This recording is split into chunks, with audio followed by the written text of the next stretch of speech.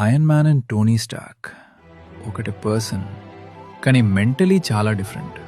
Tony Stark ఒక టైంలో careless, arrogant, లైఫ్ని గేమ్ లాగా ట్రీట్ చేసినవాడు.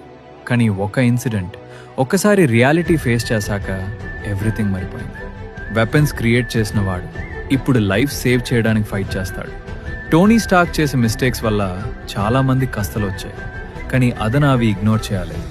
అతనికి గిల్ట్ ఉంది, ఫియర్ ఉంది, స్లీప్లెస్ నైట్స్ ఉన్నాయి, కానీ still he chose to change. మళ్ళీ సూట్ బిల్డ్ చేశాడు, మళ్ళీ వరల్డ్ కోసం ఫైట్ చేశాడు, మళ్ళీ తన లైఫ్ని రిస్క్లో పెట్టాడు. He doesn't do it because he has power, he does it because he wants to fix what he broke. చిన్నప్పుడు నాకు ఐరన్ మ్యాన్ లాగా రిచ్ అవ్వాలనిపించింది. టెక్నాలజీ ఉండాలి, సూట్స్ ఉండాలి, లగ్జరీ లైఫ్ ఉండాలనుకున్నా. కానీ ఇప్పుడు అర్థమైంది, నాకు ఐరన్ మ్యాన్ సూట్ కాదు, టోనీ స్టార్క్ మైండ్ సెట్ కావాలి. తన మిస్టేక్స్ని యాక్సెప్ట్ చేసే కరేజ్, తన ఫియర్ని ఫేస్ చేసే స్ట్రెంగ్త్, లాస్ట్ వరకు రెస్పాన్సిబిలిటీ తీసుకునే guts. Because being iron man is power, but being Tony Stark అది సాక్రిఫైస్, చేంజ్ మరియు real strength. I'm Iron Man అని చెప్పడం ఈజీ, కానీ దానికి ముందున్న జర్నీ అది రియల్ హీరోయిజం.